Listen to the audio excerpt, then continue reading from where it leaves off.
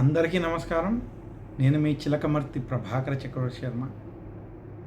అధిక మాసం చాలా విశేషమైనటువంటి మాసం. అసలు అధిక మాసం మన యొక్క పురాణాలు, శాస్త్రాల ప్రకారం దీనిని పురుషోత్తమ మాసం అని చెప్పడం జరిగింది.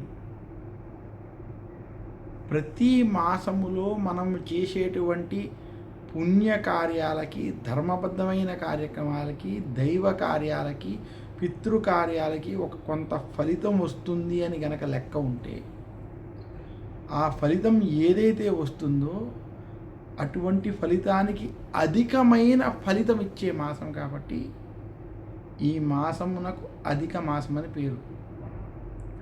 జ్యోతిష్ శాస్త్ర ప్రకారం సూర్యుడు ఒక రాశిలో 30 రోజులు సంచరిస్తాడని, అలా 365 రోజుల్లో 12 రాశుల్లో సంచరిస్తాడని, ఇలా 34 నెలలకి ఒకసారి ఆ మిగిలినటువంటి ఆ 5 రోజుల లెక్కని చూసుకున్నప్పుడు ఒక మాసం మనకి అధిక మాసం రావడం, అలా సూర్యుడు ఒకే రాశిలో ఒక నెల రోజులు అధికంగా ఉండడం చేత ఆ మాసమును అధిక మాసం అంటారని జ్యోతిష్ శాస్త్రం తెలియజేస్తుంది.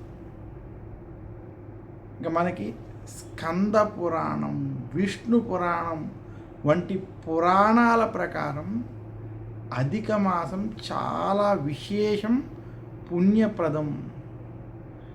ఈ మాసములో ఆచరించేటువంటి పుణ్యకర్మల వలన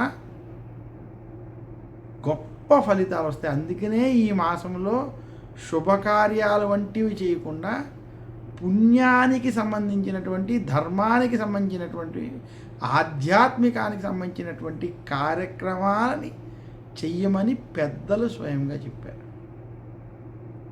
మరి అధిక మాసంలో ఎటువంటి కార్యక్రమాలని ఆచరించాలి అంటే, అధిక మాసంలో ప్రతి ఒక్కరూ శ్రీ మహావిష్ణువుని, శ్రీమన్నారాయణ్ణి పూజించాలి. శ్రీ మహావిష్ణువుకి ప్రీతికరమైన మాసంలో ప్రత్యేకంగా అధిక మాసం ఒకటి. తెలిసి కానీ తెలియక కానీ శ్రీ మహావిష్ణువు యొక్క ఆలయ దర్శనాలు చేయడం, విష్ణు సహస్రనామం వంటివి పారాయణం చేయడం, భగవద్గీత, మహాభారత, రామాయణాలు వంటివి పారాయణం చేసుకోవడం విశేషమైనటువంటి పుణ్యం లభిస్తుంది. అధిక మాసములో కుండని దానం చేయడం, చలివేంద్రాలు ఏర్పాటు చేయడం, ముఖ్యంగా పానీయాలు వంటివి దానం వంటివి చేయడం చాలా విశేషం.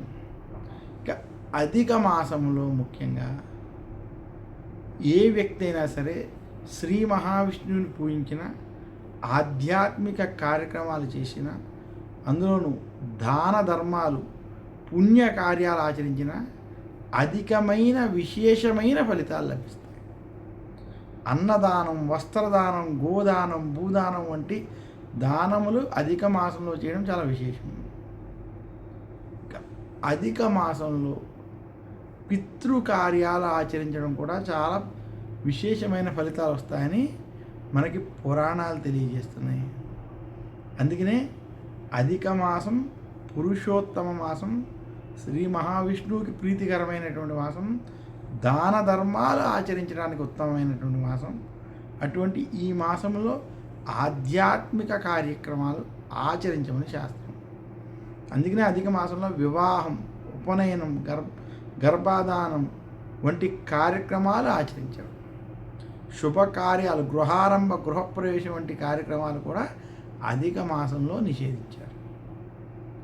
అధిక మాసంలో యజ్ఞాలు, యాగాలు, హోమాలు, నవగ్రహ శాంతులు వంటివి ఆచరించుకోవడం ఉత్తమం.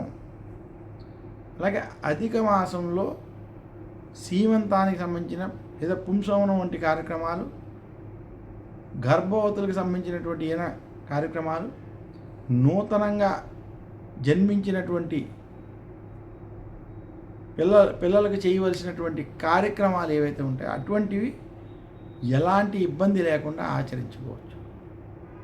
అయితే అధిక మాసంలో మాత్రం గృహారంభ, గృహప్రవేశాలు కావచ్చు, వివాహాద కార్యక్రమాలను మాత్రం శాస్త్రం నిషేధించింది.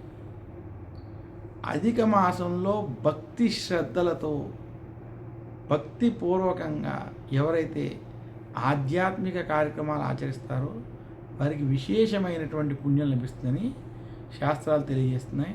నమస్కారం, మీ చిలకమర్తి ప్రభాకర్ చక్ర శర్మ.